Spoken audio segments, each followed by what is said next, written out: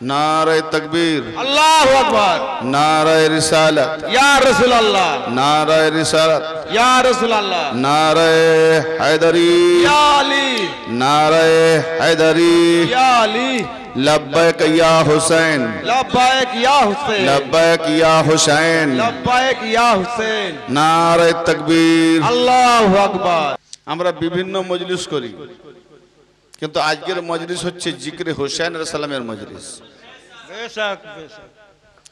এবং জিকরে হোসেন আলাইহিস সালামের মজলিসের উপলক্ষে কিছু কথা আলোচনা করতে গেলে তাহলে আমাকে জিকরে নবী পাক থেকে শুরু করতে হয়। নবী পাকের কথা আসবে, মাওলা আলী পাকের কথা আসবে, আহলে বাইতে রাসূলদের কথা আসবে, সেই সঙ্গে একনিষ্ঠভাবে যারা হোসাইনি মুসলমান, সেই সূত্রে যারা হাসানি হোসাইনি, হোসাইনি হাসানি থেকে আউলিয়া ইকরাম যারা আজ পর্যন্ত চলে আসছেন এবং মাওলা আলী পর্যন্ত সাজরায় একটা পথ দেখিয়ে নিয়ে যাচ্ছেন, সিরাতাল মুস্তাকিম। কারণ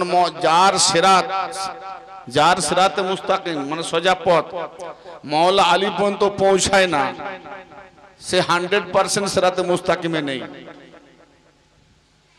সাজরা দেখতে হবে, নাসাব দেখতে হবে, নিজেকে দাবি করলে হয় না। দাবি আমি অনেক কিছু করতে পারি, তো যাই হোক আমার দাবি সেই ব্যক্তি সঠিক করবে একনিষ্ঠভাবে যারা হোসাইনিতে আছেন। পাক পাঞ্জেতন, এই পাক পাঞ্জেতনের আখেরি তন ইমাম হোসেন। কারণ ইমাম হোসেন থেকে আরো ইমামগণ এসছেন, ইমামে সাজ্জাদ, ইমামে বাকের, ইমামে জাফর সাদেক, ইমামে মুসা কাজেম, ইমামে তাকি রাজা, নাকি রাজা, আলী রাজা, ইমামে আশকারি আলাইহিমুস সালাম ইমামগণ আসছেন। এনাদেরকে পাক পাঞ্জেতন বলা হয় না, এনারা পাক পাঞ্জেতন হতে।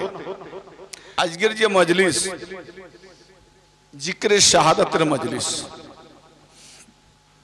শাহাদাতের জিকির হবে, জিকরে কারবালার মজলিস, কারবালার জিকির হবে, জিকরে ইমাম হুসেনের মজলিস, আওলাদে রাসূলদের মজলিস, জিকরে আহলে বায়তের মজলিস। আল্লাহ ছাড়া এনাদের জিকির করা যায় কিনা এটা আজকে কোরআন হাদিস থেকে প্রতিফলিত করার চেষ্টা করব ইনশাআল্লাহ তাআলা। কেন অনেকেই আমরা বলি বা ফতোয়া শুনি যে আল্লাহ ছাড়া কোনো গায়রুল্লাহর জিকির করা যাবে না, ইবাদত করা যাবে না, মানা যাবে না। কেন না? শিরক। আর এই শিরকের ফতোয়া আমার দলবল বেশি বা আমার জোটবল বেশি, আমার ক্ষমতা বেশি, দুর্বলদের উপরে চাপিয়ে জোর করে দিলে থাকে না। কোরআন যেটাকে বলবে শিরক সেটাই হবে প্রকৃত শিরক। তাতে কোরআন যদি লক্ষ কোটি লোক না মানে তাহলে কি কোরআন অকেজো হয়ে গেল? তাহলে কোরআন যাকে বলবে, কোরআনকে মান্যকারী যদি একজন থাকে তাহলে কোরআন সেই একজনের পক্ষে, লক্ষ কোটি মোল্লার পক্ষে নয় যদি কোরআনের বিরুদ্ধে কথা বলে। ঠিক না বেঠিক? আমার কথা বুঝতে পারছেন? এখন সাধারণ লোকেরা বলতে পারে যে হযরত আমরা তো বহু মাওলানা মৌলবীদের মুখ থেকে এসব কথা শুনে এসেছি, বাপদাদারা মেনে এসছে, আর আপনি যেগুলো বলছেন এগুলো কি সঠিক এটা কি করে জানবো? এটা কি পারফেক্ট ভাবে আপনার মধ্যে? আমরা নিরক্ষর মানুষ, আমরা সাধারণ মানুষ, আমরা এসব কিছু বুঝি না। এখন আপনি যেগুলো বলছেন এগুলো ঠিক কিনা কি করে জানবো? ভাই আল্লাহ পাক দিনকে নিয়ে খেল তামাশা করতে পাঠায়নি। আমার কথা বোঝার চেষ্টা করবেন, মাথা থেকে উড়ে না চলে যায়। একটা কথা ভাববেন, আপনি দুনিয়াদারি 20টা কাজ করেছেন, তারপরেও অনুসন্ধান করছেন যে এই কাজটাই আমি 1000 টাকা রোজ পাই, তাহলে অন্য কোনো কাজ অন্বেষণ করছেন, খুঁজছেন যে তাতে যদি কোনো এরকম একটা সুবিধাজনক কাজ পাই, যদি 2000 টাকা পাওয়া যায় তাহলে আপনি কি আর 1000 টাকার কাজে থাকবেন? ভাবেন আপনি হ্যাঁ না বলবেন, নিশ্চয়ই আপনাদের বিবেক দিয়েছে, শিক্ষিত আপনারা আছেন, এটাকে দিয়ে বিচার করুন। তাহলে আপনি নিজে সর্বদাই ব্রেন লাগাচ্ছেন, আকল বিবেককে লাগাচ্ছেন, যে আমি 1 ঘন্টা রাস্তা দিয়ে গেলেও আমি বাগনান যেতে পারবো, আর একটা ভিতর দিয়ে রাস্তা আছে সেটা দিয়ে গেলেও আমি আধ ঘন্টা যেতে পারবো। অথচ ভেতর দিয়ে যে রাস্তাটা যাব সে রাস্তাটা নিরিবিলি, অ্যাক্সিডেন্ট হওয়ার ভয় নাই। তারপরেও কি কেউ 1 ঘন্টা রাস্তায় যাবে? একটু হ্যাঁ না বলেন। এক তো অ্যাক্সিডেন্ট হওয়ার ভয় নাই, বিপদের আশঙ্কা কম, আবার সময় কম। বলার উদ্দেশ্য আমার যে আমি হাজার মৌলানা মৌলবী দিয়ে শুনেছি এটা ঠিক, উনি আরেকজন বলছেন ওটা ঠিক। ভাই নিজেরাই আগে ঠিক করুন যে আপনি ঠিক আছেন কিনা। কারণ একদল ফতোয়া দিচ্ছে ওই ইমামের পেছনে নামাজ চলবে না, নামাজ হবে না, আবার ওই ইমাম ফতোয়া দিচ্ছে ওই ইমাম বেদাতি গুমরা। তাহলে এই মসজিদের সামনে যারা বাসিন্দা ছিল, যারা ওই ইমামকে মানে, তারা এই মসজিদ আর ইমামকে ছেড়ে জুম্মার দিনে সেই মসজিদে যাচ্ছে। মসজিদ যদি আল্লাহর ঘর, তোমার আল্লাহ তো বিপাকে পড়ে গেছে, আরে তোমার সামনের আল্লাহর ঘরকে ছেড়ে দূরের আল্লাহর ঘরে যাচ্ছ কেন? বলে আল্লাহর ঘর রেখে দাও পরে, আল্লাহকেও রেখে দাও পরে, আল্লাহর বান্দা মোল্লা যেটা বলেছে সেটাই ঠিক। এই বেচারা আল্লাহ ফাসাদে পড়ে গেছে মোল্লার জন্য, ঠিক না বেঠিক? মসজিদ ফাসাদে পড়ে গেছে। তাহলে আপনি কি ঠিক? যদি বলছেন আপনি যেটা বলছেন এটা কি ঠিক, তা আপনারা যেটা করছেন ওটা কি ঠিক?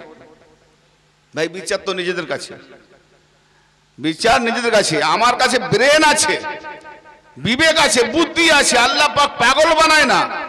কে কি ঠিক বলছে, কে কি বেঠিক বলছে সেটা নির্ণয় করার, বুঝে নেওয়ার ক্ষমতা কিছু না কিছু আল্লাহ পাক একটা দর্শন শক্তি দিয়েছেন। হাজার কিতাবের শিক্ষা আপনি অর্জন করেছেন, বিরাট শিক্ষিত, কিন্তু যদি আপনার বিবেক না থাকে, দর্শন যদি ঠিক না থাকে, ওই যত বই পড়া সব ব্যাখ্যা ভুল হচ্ছে। আর যার দর্শন ঠিক আছে, যার দর্শন ঠিক আছে, ফিলোসফি ঠিক আছে, কম পড়া হলেও সেই কম পড়াতে বিশাল বড় বড় ডিগ্রিওয়ালাদেরকে পাল্টি খাইয়ে দেয় দর্শনের মাধ্যমে। অতএব আল্লাহ পাক বলছেন আমি দ্বীন ইসলাম দিয়েছি আকেলওয়ালাদের জন্য, বিবেকবানদের জন্য, বড় বড় শিক্ষিত মৌলবী মুফতিদের জন্য দ্বীন দিইনি। দ্বীন কোরআন তাদের জন্য যারা বিবেকবান, যারা আকল বিবেক রাখে। কোরআন পড়লে শুধু হয় না, কোরআন চুমু খেলে শুধু হয় না, কোরআনকে মান্যতা দিতে গেলে কোরআনের আদেশ কি আছে সেই আদেশের উপরে আমাকে দর্শন ঠিক রাখতে হবে। কোরআন কার পক্ষে যাচ্ছে, একটা জিনিস আপনারা ফলো করবেন, বিভিন্ন জায়গায় ইসলামিক ধর্ম নিয়ে কালচারাল আলোচনা হচ্ছে, কজন মৌলানা মৌলবী কোরআনের উপরে ডিসকাস করছে, কোরআনের উপরে বক্তব্য দিচ্ছে, এটা ফলো রাখেন। আর যদি দেখেন যে কোরআনের আয়াত শুধু পড়েই দিল, কোরআনকে পিছনে ফেলে রেখে যে যা দলীয় কেতাব দেখাচ্ছে, দলীয় কেতাবের ওয়াজ, কাহানি কেসার ওয়াজ, জি তো গল্প কাহানি কেসা, এর ঘটনা তার ঘটনা, এর অকেয়া তার অকেয়া, কোরআন গেল কোথায়? নামাজে কি ঘটনা পড়েন? নামাজে ওয়াকেয়া পড়েন? নামাজে কোরআন পড়েন। তো যে নামাজ মূল ইবাদত, সেই নামাজে কোরআন ছাড়া যখন নামাজ হয় না, তো ওয়াজ মাহফিলে কোরআন গেল কোথায়? শুধু ঘটনা ঘটনা ঘটনা, কাহিনী, মশলা মশাইল। আরে মশলা মশাইল মসজিদে, আর জিক্রে শাহাদাতের মজলিসে আকীদা ঠিক করার মজলিস। নিজের আকীদা সঠিক তো আমল সঠিক, আকীদা গলত তো আমল গলত। অতএব এই হচ্ছে আকীদা খাঁটি করার মজলিস। ব্রাদার মিল্লাত, কে কি ঠিক বলছে না বলছে নিজের একটা বিবেক আছে। এখন প্রশ্ন আমি যদি করি যে আমি ঠিক বলছি কিনা কি করে জানবো ওটা সত্য? কারণ আপনি যাকে মেনে আসছেন সে ঠিক বলছে কিনা আপনি নিজেই ঠিক করুন, ঠিক বলছে না বেঠিক বলছে। আপনাকে তো বিচার করতে হবে।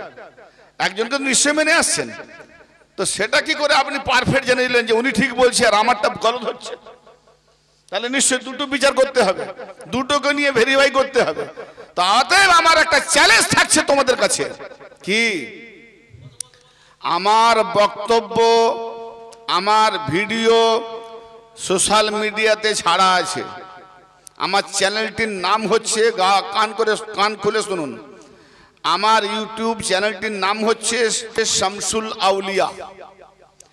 আমার চ্যানেলটির নাম হচ্ছে শামসুল আউলিয়া। এই শামসুল আউলিয়ার যে আমার ভিডিও কোরআন ও হাদিসের আলোকে যে বক্তব্য সমূহ ডিসকাস হচ্ছে, ভাইরাল হচ্ছে, প্রত্যেকটা মৌলবী মৌলানা মুফতিদের কাছে গিয়ে শোনানো, হুজরাতে ঢুকে। এরপরে আর বড় কথা আছে, যদি না শুনতে চায় বেরিয়ে সে হলে বাজান, হলে। যদি কেউ বলে যে এখানে কোরআন ও হাদিস বা বিভিন্ন টপিক ভুল ভ্রান্তি আছে, সঙ্গে সঙ্গে বলুন, ফোন করুন, আমার নাম্বার দেওয়া আছে। যদি কেউ আমার ভিডিও টপিকের মধ্যে কোরআন ও হাদিসের খেলাফ কোনো কথা দেখাতে পারে, আমি তার গোলামি করব, নাহলে সে আমার গোলামি করবে, শর্তের উপরে বাহাস হবে। এরপরে আর কি বলবো যে আমি ঠিক বলছি না বেঠিক বলছি? এরপরে জোর আছে, এর উপরে জোর আছে? আমি তোমার হয়ে যাব, কারণ ভাই আমার মধ্যে কোনো অহংকার নাই। অতএব তোমারটা যদি সত্য হয়, তুমি আমাকে কোরআন ও হাদিসের আলোকে দেখিয়ে দেবে, তাহলে আমি যদি ইমানকে ভালোবাসি, তাহলে ইমানদার হওয়ার জন্য আপনার দলভুক্ত হয়ে যাব। শুধু তাই নয়, আপনার গোলামি করব। অনেকে বলে, ওয়াজ শুরু করার পরে একটা কথা মনে পড়লো, জিগরে সাল ভাই বসেন আপনি ওখানটা, আচ্ছা ঠিক আছে। জিক্রে আগের দিকে বসেন না, ভালো হয়। যখন বলবো ইশারা করতে বলবো, আগের দিকে বসেন মুখামুখি, তাহলে আগের দিকে বসলে কি হবে, কথা মন মগজে আরো সঠিকভাবে, নাহলে পেছন দিকে উড়ে যাবে না কথা। আমরা অনেকে বলি কি জানেন, সাধারণ মানুষকে কিরকম ভুল বুঝাই, আল্লাহ আবার কি পারে না, আল্লাহ ছাড়া আবার ওসিলা কিসের? কি গো, ঠিক না বেঠিক? হ্যাঁ, যা কিছু করবে আল্লাহ করবে, আল্লাহ ছাড়া কোনো গতি আছে? সবকিছু আল্লাহ, আবার আল্লাহ ছাড়া আবার, হ্যাঁ, সেদিনকে কিয়ামতে নাকি সবাই নফসি নফসি করবে। আরে ভাই ভালো করে জেনে রাখো, নফস বলে কাকে, নফসের ভাগ কটা? তুমি নফসে লাওয়ামাও বোঝো না, নফসে আম্বারাও বোঝো না। নফসে আম্বারার কি কাজ, নফসে মুলহিমার কি কাজ, নফসে লাওয়ামার কি কাজ, নফসে মুতমাইন্নার কি কাজ, নফসে রহমানের কি কাজ? এই নফস কটা ভাগ সেটাই তো জানো না। কারণ কোরআন পড়ছো, কারো বাপ মা মরে গেলে বক্সে দেবে, এই রকম ধরনের পড়েছো। আর রমজান মাস এলে একটা বেশ ভালো তারাবি খতম পড়ে বেনিফিট পাবো, এছাড়া তো আর কোরআন কিছু বোঝো না। হ্যাঁ, নফসি নফসি কার নফস করবে? নফস কার করবে? নফসি নফসি কে করবে? যারা আল্লাহকে নফস দিয়ে দিয়েছে, সে নফস যখন বিক্রি করে দিয়েছে আর আল্লাহর সন্তুষ্টিকে কিনে নিয়েছে। আমি যখন কোনো জিনিস, এই যে কাপটা পয়সা দিয়ে যদি কিনে নিই, এখন মানুয়ার ভাই বলবে কি যে এই কাপটা আর আমার? তাহলে আমি কিনে নিয়েছি, এটা আমার। হ্যাঁ, আমি যখন কিনে নিয়েছি, ছিল কেনার আগে মানুয়ার ভাইয়ের, কিনে যখন নিয়েছি আর মানুয়ার ভাই দাবি করতে পারবে না, কারণ উনি এর বিনিময় নিয়ে নিয়েছে। তো আমি বিনিময় দিয়ে কিনেছি, তাহলে কাপটা আমার, প্লেটটা আমার। তো আল্লাহ পাক যদি কারো নফসকে কিনে নেয়, তো তার নফস আছে কোথায় যে সে নফসি নফসি করবে? যদি নফসি নফসি করতে হয়, তোমার এই ফতোয়া হয়, তাহলে তোমার আল্লাহ নফসি নফসি করবে। কারণ সূরা আল ইমরানের ইরশাদ করছে, ওয়ায়ুহাযযিরুকুমুল্লাহু নাফসাহু, তোমরা আল্লাহ পাকের নফস থেকে খুব সাবধান, সতর্কতা অবলম্বন করো আল্লাহ পাকের নফস থেকে। আল্লাহ পাকের নফস কুল্লু যায়কাতুন মউত, কুল্লু নাফসুন যায়কাতুল মউত। প্রত্যেক নফসকে মউতের স্বাদ চিখতে হবে। যদি প্রত্যেক নফস মউতের মৃত্যুর স্বাদ চেখে, আল্লাহ বলছে আমারও নফস আছে, তাহলে আল্লাহ পাকের নফস ছিল কোথায়? তাহলে আল্লাহরও কি নফস মৃত্যুবরণ করবে? কোরআন বলছে সূরা আল ইমরান, খোঁজো 30 নম্বর আয়াত, খোঁজো। পড়েছো তো বাপ মার নামে বসাবার জন্য আর তারাবি খতমের বেনিফিট নেওয়ার জন্য, ব্যাস। কোরআন সকলের জন্য নয়, সকলের জন্য নয়। অনুনাজ্জিলু মিনাল কোরআনে মা হুয়া শিফা, সূরা বনী ইসরাঈল।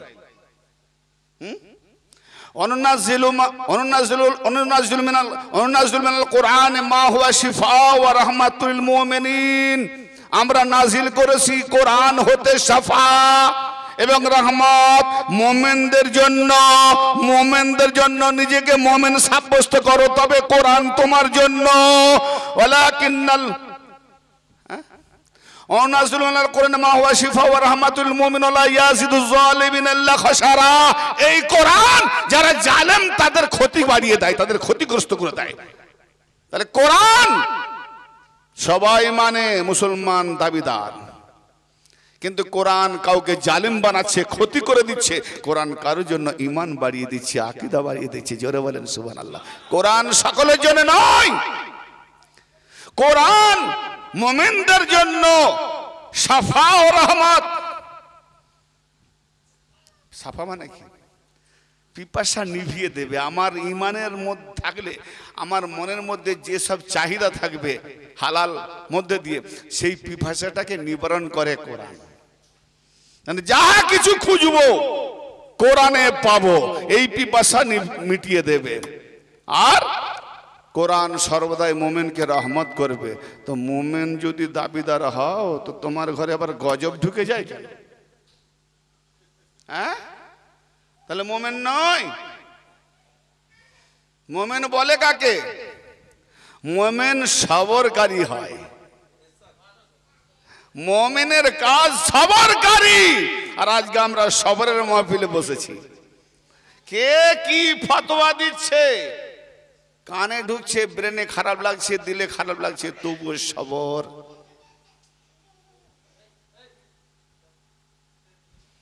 তবু আমরা সবর এখতিয়ার করছি। কি আমার কথা বুঝতে পারছেন? হ্যাঁ, যে যা ফতোয়া দিক সবর করে চলবা, ঈমান বাঁচাতে হবে। কারণ ওদের এই ফতোয়াতে পড়ে গিয়ে দিশেহারা হয়ে যেও না। থামান একটু, দিশেহারা হয়ে যাবে। ও দুটোকে আলাদা করতেন। তো বেরাদারে মিল্লাত, মনোনিবেশ করুন, এই দিক দিয়ে একটু নিগাহ করুন।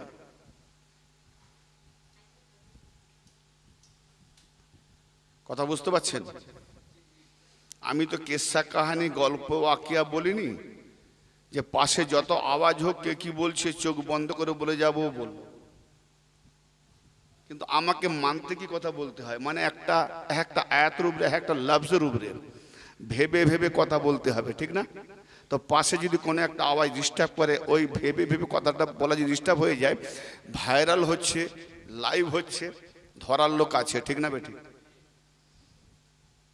এই কেতাব নয় লিখতে গিয়ে ফের পরে রিপ্লে করে পড়বো, ভুল হলে আবার কাটবো, নতুন করে লিখবো। কেতাব হলে আলাদা কথা, মুখ দিয়ে যখন একটা কথা বেরিয়ে যাবে, ভুল যদি হয়ে যায় কোনো কথা নয়, হয় সরি বলো, উইড্রো করো, ঠিক না বেঠিক? ওটাও সোশ্যাল মিডিয়ায় ছেড়ে দেবে। তাতে আমি যেই মজলিসে থাকি না কেন, মজলিস যারা করে কর্তাগণ, তাদের খুব আমি বিশেষ অনুরোধ করে জানাই যে আপনারা এই মজলিসের আশপাশে কোনো ডিস্টার্বমূলক ব্যবস্থা রাখবেন না, খুব সাবধান। কারণ আমি কথা ওয়াকিয়া নিয়ে বলিনি, আমাকে প্রত্যেকটা আয়াতের উপরে, লফজের উপরে মান্তিক রাখতে হয়, মানে ফিলোসফি, দর্শন। দর্শন যদি ভুল হয়ে যায় মারাত্মক ব্যাপার হয়ে যাবে। জের যাবার ভুল হলে তবু বলবে, আরে ভাই আপনি যাও, জেরের জায়গায় যাবার লাগিয়ে দিয়েছেন, এটা মারাত্মক নয়। কিন্তু একটা মানে বলার উপরে, তার উপরে দর্শনটা দিতে হয়। সেটা যদি ইদিক উদিক হয়ে যায়, তাহলে তো ঈমান ঘেটে যাবে। কোন কথায় যাচ্ছিলাম যেন? মোমেনদের জন্য পিপাসা নিবারণকারী কোরআন আর রহমত। তো রহমত দাতাকে ওমা আরসালনাকা ইল্লা রাহমাতুল আলামিন, হে নবী আমি আপনাকে সারা জাহানের জন্য প্রেরণ করি না, यहाँ পাঠিয়েছি, तमाम জাহানের জন্য পাঠিয়েছি, অন্য কিছু করে পাঠাইনি, শুধু রহমত করে পাঠিয়েছি। সুবহানাল্লাহ, তাই না? মসজিদের দরওয়াজায় লেখা আছে আল্লাহুম্মা ফতাহলি আবওয়াবা রাহমাতিকা। মসজিদে ঢোকার আগে বাঁ পা ঢোকাতে হয়। আরে ভাই আরো নামাজি আছে, কেউ ভুল ধরবে নি? ঠিক বলেছি বাপ? বাঁ পা তো হ্যাঁ, তো আপনারা আপনাদেরকে কথা বলাবার জন্য আমি একটু ভুল বললাম, এত বড় অন্যায় ভুল, তাও কিছু বলবেন না? তার মানে এতে বোঝা যায় যে আমাদের 72 ফিরকার মৌলবীরা যা বলে ভুল ভালো শুনেই বাঁচতে, এখান থেকেই তো ভুল হচ্ছে। এটা থেকে আমি প্রমাণ পেলাম যে আমাদেরকে গুমরাহ করার কত সহজ উপায়। আমি এত বড় একটা ভুল বললাম, কেউ জোর দিয়ে বললেন না যেটা ভুল বলেছেন, একটু দাঁড়িয়ে বলে যে না এটা, বা ওখান থেকে মুখে জোরে একটু বলেন যে না হুজুর বাঁ পা নয় ডান পা, আপনার কথা ফসকে গেছে। তা মানে যদি ভুল না ধরবেন, তা মানে হুজুর হুজুর মেনে সব ভুলই করে যাচ্ছে। আমার বলার উদ্দেশ্য, আমি ইচ্ছে করে বলেছি বাঁ পা, যে দেখি কজন বলে। ইনার তো সাহস আছে বলার, কেন ইনি বারবার দাওয়াত দিচ্ছে, আর ইনি না বললে এনাকে গ্রামবাসী ধরবে। অত বড় ভুল বেলা করে তুমি কিছু বলোনি, দায়িত্ব না উপরে নাকি? দায়িত্ব আপনাদের উপরে। মসজিদে ঢোকার সময় ডান পা প্রবেশ করবে আগে, এই ডান বামেরও ব্যাখ্যা আলাদা আছে, ও প্রসঙ্গে আমার মওজু আজকে নয়। কিন্তু ডান পা ঢোকাবার আগে হাদিস পাকটি তেলাওয়াত করতে হয়, যে হাদিস পাকটি মসজিদের গেটের মধ্যে, গেটের উপরে লেখা আছে সাইনবোর্ড, আল্লাহুম্মা ফতাহলি আবওয়াবা রাহমাতিকা। ঠিক বলছি বাপ? মাথা হিলাবেন না, একটু হ্যাঁ বলেন। এর অর্থ কি? বাস আরবিতে বললো আর পড়ে ঢুকে গেলাম। এই জায়গাটাই তো মারাত্মক। সূরা ফাতিহা আপনাকে রোজই পড়তে হচ্ছে। নামাজে যার সূরা ফাতিহা পড়ে না তার নামাজই হয় না। সেই সূরা ফাতিহাটা যদি কেউ ভালোভাবে দর্শন দিয়ে দেখতেন, জানতেন, তো কসম খোদার ফতোয়া লাগাতেন না ইমাম পাকের উপরে, তাজিয়া পাকের উপরে, মহরম পাকের উপরে। কারণ সূরা ফাতিহার ভেতরেই যদি পুরো কারবালা দেখিয়ে দিই, তখন কি করবেন? হ্যাঁ, যারা কারবালাকে ইনকার করে তারা সূরা ফাতিহা পড়লেও সূরা ফাতিহাকে ইনকার করছে, পড়েও, আর রোজানা আল্লাহকে ধোঁকা দিচ্ছে। যদিও আজকে সূরা ফাতিহাকে নিয়ে আজকে আমার টপিক নয়, কিন্তু তবু একটু টাচ দিয়ে যাচ্ছি যে হে আল্লাহ, আমার জন্য রহমতের দরওয়াজা খুলে দাও। ভাই, দরওয়াজায় ঢুকার জন্যই তো দোয়াটা পড়লাম। দরওয়াজা খোলা না থাকলে পড়বো? হ্যাঁ না বলেন? মসজিদের দরওয়াজা যদি বন্ধ থাকে আর পড়বো? তার মানে খোলা আছে, আবার পড়ছি দরওয়াজা খুলে দাও। তাহলে মসজিদের দরজা যে খোলা, ওটা কি গজবের? বাপজি আমার বলছে রহমতের দরজা খুলে দাও, মসজিদে যখন ঢুকবো। কথা গৌর করছেন? 4 বছর এসছি বাপ এটা নিয়ে, মাথায় যদি এর পরও আমার কথা না কেউ ঢুকিয়ে রাখে, না বাড়ে, না যদি বিবেক থাকে, তো আমি আর কাকে শোনাবো? কেন আল্লাহ নবীর সাহাবাদের মধ্যে কত মুনাফেক হয়ে বেরিয়ে গেল। এই কুফাবাসী দের কাছে মুসলিম বিন আকিল আলাইহিস সালাম কে ইমাম হোসেন যখন পাঠালেন যে যাও ওখানকার পরিস্থিতি দেখো, গিয়ে তুমি আমাকে খবর দেবে। তো ইমাম হোসেন সালামের পক্ষ থেকে মুসলিম বিন আকিলের কাছে 30,000 কুফাবাসী মুরিদ হলো। যেই খবর গেল এজিদের কাছে, এজিদি ওবায়দুল্লাহ ইবনে জিয়াদ লান্তিকে পাঠালো, ওখানকার গভর্নরকে চেঞ্জ করে নিজে বসলো। এমন ভাবে কৌশল করতে লাগলো, ডোরার, ইয়াকুত, মণি, মুক্তা, টাকা পয়সা, ভয়, ত্রাস, সন্ত্রাস, যেখানে যেটা দরকার। আমার বাড়িতে যদি আসে এই ভোটটা এখানে দিবি, আচ্ছা না তুই দিবি নি, কসম খা।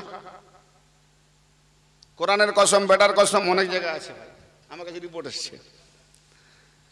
যদি কসম না খায়, ফের কসম খেলেও বিশ্বাস করেনি, বেটার কসম খা, তুই কোরআন ঠিক মতো মানিস কিনা, তখন একটু মানে। আবার যদি বলে না দেবো নি, তো ভোটটা হোক, তোর ফ্যামিলি উড়িয়ে দেবো, ত্রাস, ভয়। তো এই জামানা যদি এতটা হয় গণতন্ত্রের দেশে, আর যেখানে বাদশাহী জামানা ছিল কি অবস্থা ঘটেছিল, বলে ওরাই মেরেছে, ওরাই মাতম করে। আস্তাগফিরুল্লাহ, হায় হায় হায়। আমরা মেরেছি মানে আমাদের বংশধররা উপর বংশধররা মেরেছে, আমরা মাতম করছি। কথা শোনো, লজ্জা করে না নামাজের মধ্যে আল্লাহুম্মা সাল্লি আলা মুহাম্মাদিন ওয়া আলা আলি মুহাম্মাদিন? আয় আল্লাহ, তোমার নবীর উপরে দরুদ এবং তোমার নবীর আওলাদের উপরে দরুদ। তো আওলাদ তো ইমাম হোসেন, তার উপরে দরুদ না পড়লে যখন নামাজ হয় না, তো তুমি যখন সেই হোসেনের উপরে নামাজ পড়ছো, নবীর আওলাদের উপরে নামাজ পড়ছো, তো যারা মেরেছে তারা যদি রোনাজারি করে তো দলিল পেশ করো। যারা মেরেছে ইমাম হোসেনকে তাদের মূল বাদশা কে ছিল? এজিদ। এজিদ কার বেটা ছিল? মুয়াবিয়া। মুয়াবিয়া কার বেটা ছিল? আবু সুফিয়ান। মুয়াবিয়ার মা হিন্দা কি করেছিল? নবী পাকের চাচার বুক চিরে, নবী পাকের লাশের চাচার লাশের উপরে বুক চিরে তার কলজে ফেপড়া গুর্দা বের করে চিবিয়ে রক্ত শোষণ করেছে। এমনকি তার তানাসুল মানে কি লজ্জাস্থানটাকেও কাটতে লজ্জা করেনি। এজিদের দাদি এরা শিয়া ছিল, লজ্জা করে না? একটু কথা ভেবে বলবে, পায়ের তলায় মাটি আছে। এরা শিয়া ছিল। মোরা লাশের উপরে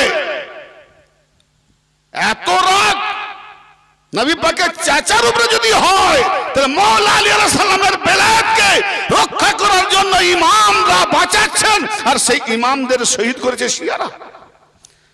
তাহলে ছিল তো বাদশা এজিদ। এজিদ শিয়া ছিল। তাহলে শিয়াকে বসিয়েছিল মুয়াবিয়া। তাহলে যে বসায় সে তো বড় শিয়া। জবাব দেবে আমাকে। হ্যাঁ ভাই রে, তর্কের খাতিরে অনেক কিছু বলে যাচ্ছ, কিন্তু এগুলো কি যেন ঝগড়াঝাটির কথা, এগুলো ঝগড়া লাগানোর কথা। আসল আকীদা ঠিক করো। যদি শিয়ারাই মেরে থাকে তো তারা মাতম মানাচ্ছে আর তোমরা শুধু দরুদই পড়ছো, তাহলে তোমাদের তো বেশি আফসোস করা দরকার ছিল। কেন তোমরা যখন মারোনি? কি গো, আমরা যারা মেরেছি আমরা তো আফসোস করা দরকারই নেই। কেন আমার বাপ কাউকে কতল করলে, খুন করলে আমি চাপা দেওয়ার চেষ্টা করবো, ঠিক না বেঠিক? যাতে আমার দোষ ত্রুটি, আমার বাপের দোষ ত্রুটি না প্রকাশ পায়। তো তোমরা যখন মারোনি তো তোমরা কেন চুপে আছো? তোমরা তো বেশি ফুটাবে, বেশি কাঁদবে, বেশি আফসোস করবে। তোমাদের মধ্যে তো হাসি, ফের বলছো আশুরার দিনে বিরিয়ানি করে খাও। হ্যাঁ,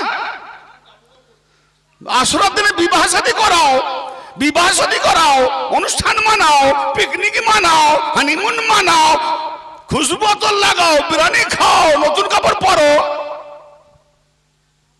তো তোমরা তো শিয়া নয়, তোমাদের আফসোস কোথায়? তোমাদের দুঃখ কথা? ভাই কথা খাঁটি বলছে না বেটি বলছি?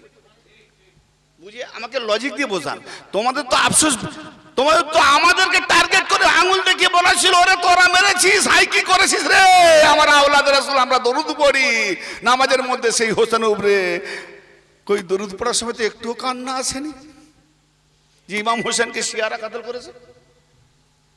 ভাই সত্যি কথা বলতে আল্লাহ নবী বলছেন একটা জামান আসবে লজ্জা শরম থাকবে না। এদের লজ্জা শরম নেই, একদম নেই। লজ্জা শরম উঠে গেছে। এইরকম কথা বলে হোসেনের কারবালাকে, হোসেনের মাতমকে, হোসেনের জিকিরকে চাপা দিতে পারবে না, চাপা দেওয়া যাবে না। কারণ আল্লাহ পাক খুদ ওয়াদা করেছেন যে আমার নূরকে তোমরা যতই নিভাবার চেষ্টা করো, সূরা তওবা পড়ো, সূরা সফ পড়ো, পড়ে দেখো যে আমার নূরকে তোমরা যতই নিভাবার চেষ্টা করো, মুশরিক এবং কাফেররা তাদের যতই গাত্র জ্বালা হোক, আমার নূরকে আমি নিভাতে দেবো না, আমি কিয়ামত পর্যন্ত জ্বালিয়ে রাখবো। যারা বলেন সুবহানাল্লাহ। কত কুওয়াত শক্তি দেখানো হয়েছে, বাদশাহী শক্তি, দৌলতের শক্তি, আতঙ্কবাদী শক্তি, রাজনীতির শক্তি, কত রকম গুন্ডাগার্দি শক্তি আহলে বাইত রাসূলকে শেষ করে দেবে, তবাহ করে দেবে, মিটিয়ে দেবে। এবং ওই সময়কালে বনি উমাইয়ার সময়কালে যত পেরেছে মাওলা আলী আহলে বাইতের শানে নবী পাকের হাদিসগুলোকে যত পেরেছে কাটছাট করে তাদের নিজেদের নামে হাদিসগুলোকে অনেক গড়েছে, অনেক জালি বানাওয়াট হাদিস হয়েছে। আজকে সব হাদিস মানবে না কেন না? আমি তখন বলি যে কারবালার রক্তের হোলিতে যাদের হাত লাল হয়েছিল সেই সাহাবা আর সেই সাহাবার বেটারা হাদিস বানাবাট করবে, সেই হাদিস মানবো? হ্যাঁ, অবশ্যই হাদিসের উপরে আমার ঈমান আছে, কারণ হাদিস হলো নবীর কথা, কোরআন হলো আল্লাহর কথা। অতএব আল্লাহর কথার উপরে নবীর কথা কি যেতে পারে? আল্লাহর কথার উপরে নবী বড় কথা বলতে পারে? আর নবী পাক যা বলবেন আল্লাহর হুকুম মোতাবেক বলবেন, ঠিক না? না আল্লাহর বিনা হুকুমে বলবে? আল্লাহ যেটা হুকুম করবেন তার বিপরীত নবী বলতে পারেন? তার মানে হাদিস যদি নবীর কথা হয় আর যদি কোরআনের উপরে টক্কর দেয়, কোরআন বলে না হাদিস বলে হ্যাঁ, তাহলে কি নবী কোরআনে আল্লাহ পাকের নায়ের উপরে নবী হ্যাঁ করতে চাইলেন? তাহলে ওই হাদিসটা কি নবীর কথা? কোরআনের বিরুদ্ধে যখনই কোনো বিপরীত হাদিস যাবে ভেবে নেন এটা বনি উমাইয়া কারবালা ওয়ালাদের গড়িত হাদিস, রচিত হাদিস। এই হাদিস মানা যাবে না, কারণ কোরআনের বিরুদ্ধাচারণে গিয়েছে হাদিস। তো বেরাদারে মিল্লাত, আজকে নিজেরা কিছু কিছু মোল্লা মৌলবীদের ফাতোয়াতে পড়ে হিংসা বিদ্বেষমূলক কিছু কিছু ওই যে কথা ছুড়ে দিই, শিয়ারা মেরেছে, হোসেনকে মানতে হবে, কি এমন হোসেন করে গেছে? যদি এমন কিছু হোসেন করেনি তো দরুদ পড়ছে করে, নামাজে দরুদ ছেড়ে দাও, আল্লাহুম্মা সাল্লি আলা মুহাম্মাদ ওয়া আলা মুহাম্মাদ। হোসেন যদি কিছু করেনি দরুদ পড়া ছেড়ে দাও, তার মানে ওটা তো চুপি যে পড়ো, মনে হয় পড়নি, না মনে হয় পড়নি, আর পাবলিককে বলতেও পারোনি, কারণ দল ছেড়ে যাবে। তাহলে তো দরুদ পড়াও ছাড়িয়ে দিচ্ছি রে বাবা, ওটা সাংঘাতিক ব্যাপার না ভাই? ওয়াজ তো শুরু করে নিয়ে একটু টেলার দিচ্ছি, কাদের বিবেক ব্রেন একটু ঠিক আছে আমি দেখবো। ওয়াজ তো অনেক জীবনে শুনেছেন, তো আজকে জানি না কিরকম ওয়াজ শুনেছেন, আজকে কেমন শুনবেন। আর আমার ওয়াজ সকলের মাথায় ঢুকবে 100%, আমি গ্যারান্টিবাদী নয়, আশাবাদী নয়। কারণ সারা জীবন যদি আমরা ওয়াকিয়া, ঘটনা, উজুর মশলা, নামাজের মশলা, পা ধোয়ার মশলা, হাত ধোয়ার মশলা, ডান হাতে খাওয়া, বা শৌচ করা, হাঁচির দোয়া, কাশির দোয়া, এই দোয়া পড়লে এত নেকি, ওই দোয়া পড়লে এত নেকি, এইসব হিসাব অঙ্কের দোয়া। তা একজনকে বললাম, ভাই এই দোয়া পড়লে অত নেকি, ওই দোয়া পড়লে এত নেকি, নেকি কি জন্যে অর্জন করতে হবে? বলে জান্নাতে যাওয়ার জন্যে। তাহলে বলুন আমাকে একটা হিসাব দেন, কতটা নেকি করলে জান্নাতে যেতে পারবো? না এটা কিরম কথা? আপনি তো বললেন এই দোয়া পড়লে এত নেকি, এই দোয়া পড়লে 400 নেকি, ওই দোয়া পড়লে 200 নেকি, কি ঠিক না? তাহলে আমি যখন 400, 200, 500, 1000 এর একটা হিসাব আছে, মানে বিশাল একটা অঙ্ক জমা হবে, জমা হলে আমার একটা কাজে লাগবে। আমি যদি ইঞ্জিনিয়ারকে বলি, ভাই আমি 3টে রুম করব, একটা গেস্ট রুম করব, 3টে বেডরুম করব, একটা হল রুম করব, একটা বাথরুম করব, হ্যাঁ ব্যাক সাইড কিছু পজিশন নেবো, তো এই আমার জায়গা, এই জায়গার মধ্যে এই পজিশনে, বলে হ্যাঁ হয়ে যাবে। তাহলে কত কি খরচা হতে পারে? বলছি আনুমানিক মিনিমাম ধরে নাও, আনুমানিক তোমার 15 লাখ টাকা হলে আপাতত হয়ে যাবে। চামড়া টামড়া পরে পরাবে, খাটটা দাঁড়িয়ে যাবে। আচ্ছা আচ্ছা, মানে প্লাস্টারটা পরে করবে, তো হয়ে যাবে 15 লাখ। তা আমি দেখলাম মিস্ত্রিরা, ইঞ্জিনিয়াররা একটু কম করে বললো আমাকে আরও 5 লাখ টাকা রাখতে হবে। তার মানে আমি 20 লাখ টাকা নিয়ে নামলাম। নামতে গিয়ে দেখা গেল আমার 18 লাখ টাকায় কমপ্লিট। তাহলে বোঝা গেল যে একটা অঙ্ক আছে, বিল্ডিং এই ধরনের বানাতে গেলে একটা 18-20 লাখ টাকা খরচা হয়। তা আপনি যখন বলছেন এই দোয়া পড়লে এত নেকি, ওই দোয়া পড়লে এত নেকি, কত লাখ নেকি হলে জান্নাত পাবো, এটা একটু হিসাব দেন।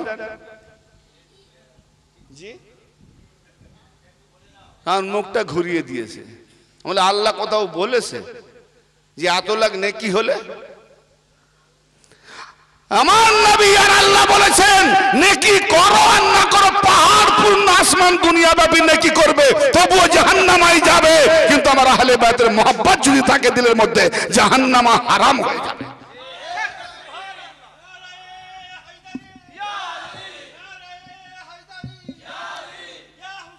মওলা হোসেন,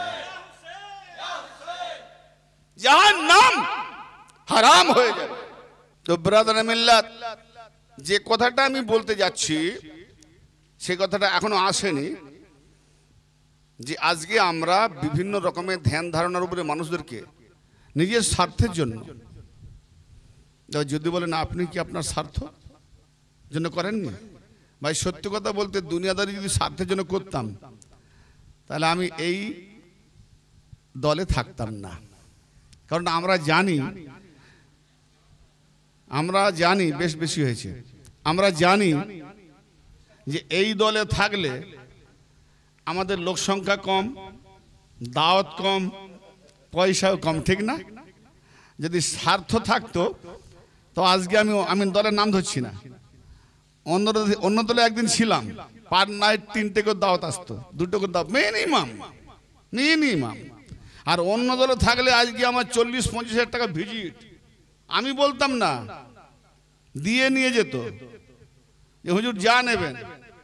কেন? অন্য দলে চাঁদা কালেকশন করে, হাঁড়ি টেনে জোর করে, বাস আটকিয়ে, গাড়ি আটকিয়ে, বাইক আটকিয়ে। আর আমাদের হোসাইনি দলের লোকেরা কাউকে চায় না, যদি কেউ দেয় তো না বলে না, কিন্তু কাউকে চায় না।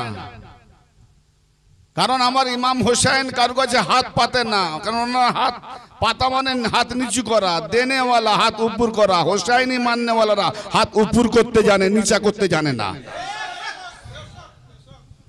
তা আজকে ভাববেন না যে আমি স্বার্থের জন্য আছি, না, আমি ইমানের জন্য আছি, আকীদার জন্য আছি। আমার মুখ দেখাতে হবে ইমাম পাককে, নবী পাককে, আল্লাহকে।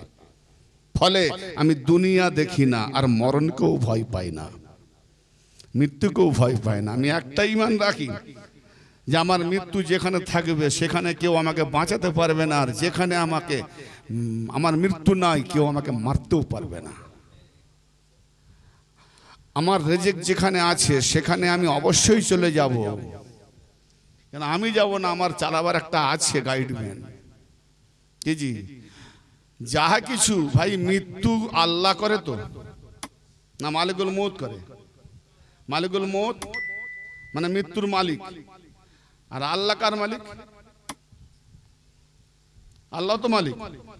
তা আল্লাহর সঙ্গে কারু জিকির করলে যদি শিরক হয় তাহলে মৃত্যুর মালিক আল্লাহ, মালিকুল মউত জিবরাইল ও মৃত্যুর মালিক, এটা শিরক নয়? মালিক শিরক নয়? আপনাকে, আমাকে, নবীকে, সবাইকে জিবরাইল ফেরেশতা, মিকাইল ফেরেশতা, ইসরাফিল ফেরেশতা, বহু ফেরেশতা এসে সাহায্য করছে। কেন? আল্লাহ কি হিসাব অঙ্ক জানে না? কেরামান কাতিবিনকে রেখে দিয়েছে, এ নেকি লিখবে, বদি লিখবে। আল্লাহ কি ভুলে যাবে নাকি? হিসাব মনে রাখতে পারবে না?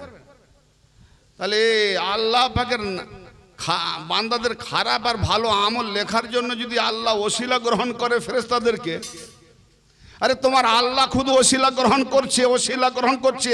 ফেরেশতাদের ছাড়া আল্লাহ কোনো কাজই করে না, আল্লাহ কোনো কাজই করে না, আল্লাহ কিছুই করে না, শুধু করিয়ে নেয়। তাহলে আল্লাহর যখন ওসিলা লাগে, মোল্লার কি বলে যে আমার ওসিলা লাগে না? ভাই গর করছেন? যে মোল্লা বলে তাকে বলো যে তোমার যখন ওসিলা লাগে না তো তোমার কাঁধে কেরামান কাতিবিন আছে না নেই? বলে আছে। কি করে? এটা নেকি লিখে আর গোনা লেখে। কেন? আল্লাহ মনে রাখতে পারে না, আল্লাহ লিখতে পারে না? আল্লাহ তাহলে ওদের ওসিলা নিল কেন? তুমি ওদেরকে মানো না? মানোনি? বলে মানিনি, ঈমান থাকবে। ফেরেশতাদের প্রতি ঈমান না রাখলে কাফের। তাহলে কি বোঝা গেল ভাই? আমার কথা বুঝতে পারছেন? আমি তো একটু মানতেক দিচ্ছি, দর্শন এগুলো তো সচরাচর সবাই বুঝতে পারবে। তাহলে এবার বোঝো, এর পরেও বলো তুমি ঠিক বলছো না বেঠিক বলছো, মানবে কি করে? তোমার যদি আকল বিবেক না থাকে এবার বোঝো আমি বেঠিক বলছি। হ্যাঁ, ওসিলা মানবে না, তার মানে দুশ্মনী ওলিদের উপরে, ফেরেশতাদের উপরে নয়। ও ওসিলা মেনে নিয়েছে। বাবা মা জন্ম দিয়েছে, ওই ওসিলাও মেনে নিয়েছে। মা বাপ যাই কিছু ঘোটালা করুক তবু ওসিলা মেনে নিয়েছে।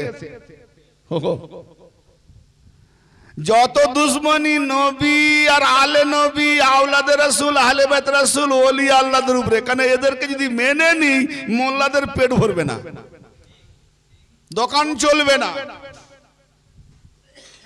কথা আমি কারোর বিরুদ্ধে যাচ্ছি না, কিন্তু যে কথাগুলো আজকে সাধারণ মানুষদের মাথায় ঢুকে ইমান খাচ্ছে, ইমান বাঁচাবার জন্য আমাকে লজিক দিতে হচ্ছে। ইমান বাঁচা আমার কাজ, ইমান বাঁচানো।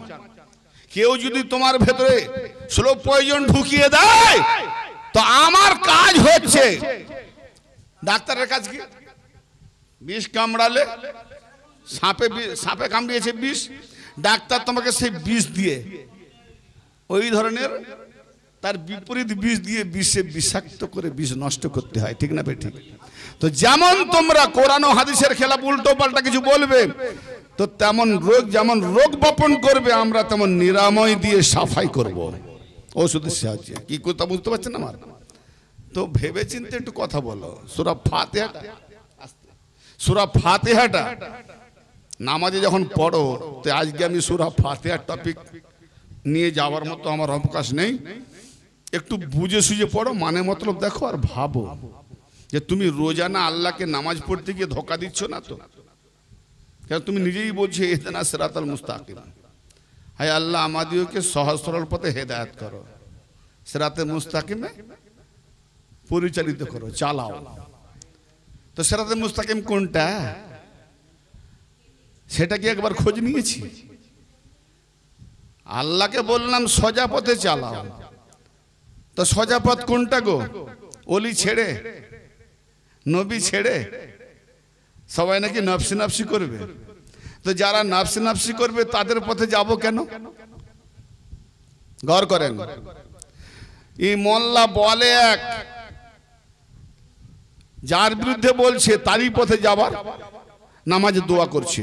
যেমন মুনাফিক কেমন দেখুন, ধোঁকাবাজ কেমন দেখুন। বললাম না সূরা ফাতিহাকে নিয়ে যদি এরা একবার চিন্তাধারা করে তো 72 ফিরকা থাকবে না, জাহান্নামও নিভে যাবে। তুমি নিজে বলছো আল্লাহকে যে ইহদিনাস সিরাতাল মুস্তাকিম, দেখো যেই মানে করতে বলো কোরআন খুলে গিয়ে দেখো মানে ঠিক বলছি কিনা, দেখো প্রত্যেক ঘরে বাংলা কোরআন আছে কিনা খুঁজো। ভুল হলে আমাকে ফোন করবে, সোশ্যাল মিডিয়ার ভিডিওতে আমার নাম্বার আছে, শামসুল আউলিয়া চ্যানেল। তবুও বলে দিয়ে যাচ্ছি 9733, যদি কেউ রেকর্ড করে রেকর্ড হয়ে যাবে, 9733732895। এটাও যদি না পারো তো শামসুল আউলিয়া চ্যানেল, শুধু মুখে বলবে গুগলে শামসুল আউলিয়া, বা শুধু আমার নাম বলবে ইমতিয়াজ হোসেন চিশতি, ব্যাস হোড় হোড় করে সব এসে যাবে, ওতে নাম্বার দেওয়া আছে। হ্যাঁ মানে গিয়ে দেখো ইহদিনাস সিরাতাল মুস্তাকিম কাকে বলছো? নামাজে হাত বেঁধে, কি বড় জালিম, পুলিশ যখন ধরে নিয়ে যায় হাত বেঁধে নিয়ে যায় না? তো এখানে কে তোমার হাত বাঁধলো?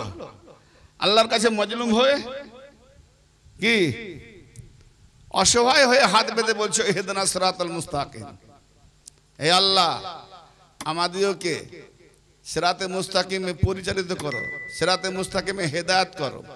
সিরাতে মুস্তাকিম কোনটা? আল্লাহ কোনটা তোমার সিরাতে মুস্তাকিম? তুমি তো তোমাকে জানালাম, দেখাও। ফের দেখাচ্ছে কি সিরাতাল লাযিনা আনআমতা আলাইহিম, আয় আল্লাহ তাদের পথে চালাও। একটু আগে বললে আল্লাহ সোজা পথে চালাও, সিরাতে মুস্তাকিমে চালাও, সিরাতে মুস্তাকিমে হেদায়েত করো। ফের কি বলছো? সিরাতাল লাযিনা আনআমতা আলাইহিম, তাদের পথে চালাও যাদের উপরে তুমি অনুগ্রহ করেছো, যাদের উপরে তুমি নিয়ামত দিয়েছো। তো এই তো বললে সবাই নফসি নফসি করবে, ফের যাদের উপরে নিয়ামত দিয়েছে এরা কি নফসি নফসি করবে না? এদের পথে যদি তুমি হেদায়েত চাও তো তুমিও তো নামাজ পড়ে ওই কিয়ামতে নফসি নফসি করবে। মোল্লা সূরা ফাতিহা পড়ছো, আমার কথা বুঝতে পারছেন না? উপরে চলে গেল। যদি ওরা নফসি নফসি করে তো যাদের পথে তুমি বলছো সূরা, ভাবজি বুঝতে পারছেন আমার কথা? যাদের পথে আল্লাহকে বলছেন আল্লাহ ওদের পথে চালাও, সিরাতাল লাযিনা আনআমতা আলাইহিম, আল্লাহ তাদের পথে চালাও যাদের উপরে তোমার নেয়ামত, অনুগ্রহ, পুরস্কার। তা আল্লাহ কাদের যাদেরকে দিয়েছে তারা কারা একটু বলো না, বলতে বলো তো তারা কারা? তারা কারা? তারা আমরা। সেটা কি রকম? ওসিলা মানা যাবে না, কিন্তু আমি যখন নামাজ পড়াবো তোমরা আমার পেছনে আমাকে ইক্তেদা করে নামাজ পড়বে, আমি তোদের ওসিলা। হ্যালো, বুঝা গেল না? না না না না, উড়ে গেল। নাওয়াইতু আন উসাল্লিয়া লিল্লাহি তাআলা রাকআতাই সালাতিল ফজর ফরজুল্লাহি তাআলা মুতাওয়াজ্জিহান ইলা জিহাতিল কাবাতি শরীফাতি। আল্লাহু আকবার। ইমামের বিষয়ে নামাজ পড়ছি, নিয়ত ঠিক হয়েছে? হয়নি? কি রয়ে গেল? বাবাজি ধরে নিয়েছে যে যতই তুমি নিয়ত বলো, একটু দায়িত্ব বিহাজাল ইমাম বলো নাই, তার মানে ঢুকাতে হবে একটু দায়িত্ব বিহাজাল ইমাম। অর্থাৎ আমি ইমামের পেছনে ইক্তেদা করলাম, তার মানে ওসিলা যদি মানা চলবে না, শিরক। তো তুমি ইমাম হয়ে, তুমি ইমাম হলে তোমার পেছনে যারা নামাজ পড়ছে তোমাকে কেন ওসিলা মানবে? তোমাকে যদি তোমার পেছনে ইক্তেদা করে, তোমাকে ইমাম মেনে ওসিলা মেনে নামাজ পড়লে যত নামাজি সব মুশরিক। হ্যালো, জবাব দাও। এরপরে নামাজ পড়তে যাবে? যারা বলে আল্লাহ ছাড়া কোনো ওসিলাই চলবে না, তাদের বিষয়ে নামাজ পড়াও চলবে না। কেন? তাকে ইমাম বলে ইক্তেদা করতে হবে। তাহলে ইমাম ওসিলা, তাহলে ওসিলা আল্লাহ ছাড়া ওসিলা মানা মানে শিরক। তাহলে নামাজ পড়তে যাওয়া মানে শিরক করতে যাচ্ছে। হ্যালো, চুপচাপ কেন? বুঝে যাচ্ছে শ্রোতাটা ওয়াজ শুনছে, এটাই হলো মজলিস। বড় চিন্তায় পড়ে গেছে না? হ্যাঁ, বড় ভাবান্তরে পড়ে গেছে। দিয়েছি কোথায় এখন? ভাঁড় খুলবো? হ্যাঁ, বহু কোরআন বুঝে গেছি। কম বাখাত সূরা ফাতিহাটা যদি বুঝে যেত না, সূরা ফাতিহাটা যদি বুঝে যেত, ফিরকাই থাকতো না। সূরা ফাতিহার পূর্ণ ব্যাখ্যা করিনি। হ্যাঁ, সূরা ফাতিহাকে নিয়ে 30টা রাত যদি ওয়াজ করি তো ব্যাখ্যা শেষ হবে না। জোরে বলেন। আর আজকে আমি সূরা কাউসারকে নিয়েও করব, কিন্তু না, সূরা কাউসারের মাজমাটা এটা নয়। সূরা কাউসারের মাজমাটা আমি আশুরা রাত্রে করব। আজকে আমি আপনাদের সামনে তবুও যে টপিকগুলো দিয়ে যাব কোরআন থেকে ইনশাআল্লাহ, কোরআন ছাড়া কোনো কথা বলবো না, একটাও বাইরে কথা না। কোরআনকে নিয়ে শুধু পড়ে দিলে হবে, ভাববে না যে আল্লাহ কাকে চাইলাম হেদায়েত, চাইলাম হেদায়েত আল্লাহকে। আর আল্লাহকে কি বলছি? যে তাদের পথে চলো। ফের আল্লাহকে বলছি হেদায়েত করো। তাহলে আল্লাহ এটা জানিয়ে দিয়েছে যে হেদায়েতের রাস্তা হলো যারা নিয়ামতওয়ালা। তো সব থেকে বড় নিয়ামতওয়ালা কে? নামাজের শেষে প্রমাণ করে দিয়েছে সব থেকে হেদায়েতের রাস্তায় নিয়ে যাবার নিয়ামতওয়ালা কারা? আল্লাহুম্মা সাল্লি আলা মুহাম্মাদ ওয়া আলা আলি মুহাম্মাদ। আয় আল্লাহ, দরুদ নবীর উপরে এবং তার আওলাদের উপরে কিয়ামত পর্যন্ত নবীর আওলাদ যারা আসবে এরাই হলো নিয়ামতওয়ালা।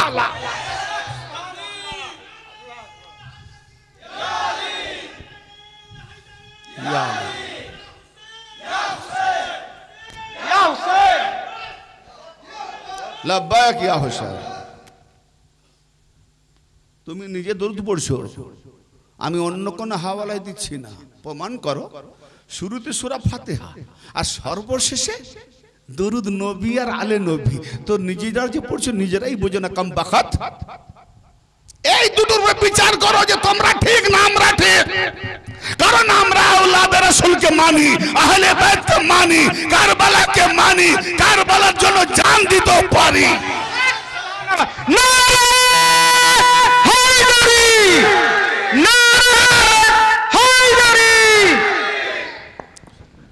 বললাম যে সূরা ফাতিহার ভেতরে, আর সূরা ফাতিহাকে কোরআনের মা বলা হয়েছে।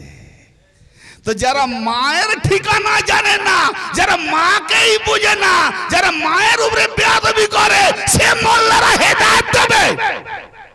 হ্যালো বাবা, যাই কিছু গুনাহ কর, নামাজ পড়। তো মুসলমান গুনাহ করতে আর ভয় পাবে কেন? আমাদের মোল্লা খোদা বলে দিয়েছে। হ্যাঁ, খোদা মোল্লা, এই মোল্লা খোদা হয়ে বসে আছে। এ বলে দিয়েছে যত পারে গুনাহ কর, নামাজ পড়লে সব মাফ। তো সে আর গুনাহ করতে ভয় পাবে? নামাজের এই জন্য বেশি করে গুনাহ করে। আর অন্যান্য ধর্মাবলম্বীরা বলে তোর নামাজে ধিক, তোরা নামাজও পড়িস, ফের চুরিও করিস, পরের আল ছাটিস, পরের ভিতে ছাটিস, পরের ঘর ভাঙিস। তোর মুসলমান নামাজি আরেক নামাজি উপরে কেসে ঝুলিয়ে তার 12 বিঘা জমি উড়িয়ে দিলি। হ্যাঁ, হায় রে নামাজি, ইন্না সালাতা তানহা আনিল ফাহশাই ওয়াল মুনকার। নিঃসন্দেহে নামাজ তোমার বেহায়াই বেশরম খারাপিকে দূর করে তোমাকে নিরাপত্তা দান করে। কিন্তু তোমার মতো আমার মতো কিছু নামাজি দেখলাম যে নামাজিরা এক একজনকে ধূলিসাৎ করে দিয়েছে, কাঁদিয়ে পুরো তা সর্বনাশ করে দিয়েছে। তার মানে এ নামাজ হলো নামাজ, এর নামাজ শয়তানি নামাজ। কারণ শয়তান অনেক নামাজ পড়েছে, তাকে হেদায়েত রাস্তা পায়নি। হ্যাঁ, শয়তান থেকে বড় নামাজি নেই, কিন্তু সে হেদায়েতের রাস্তা পায়নি। কেন পায়নি? না সে নিজেই পড়ে কোরআন। আমি নিজেই নামাজি পড়ছি, তাদের পথে চালাও যাদের উপরে তোমার নিয়ামত। নামাজ থেকে বেরিয়ে এসে তাদের উপরে ফতোয়া দিচ্ছি।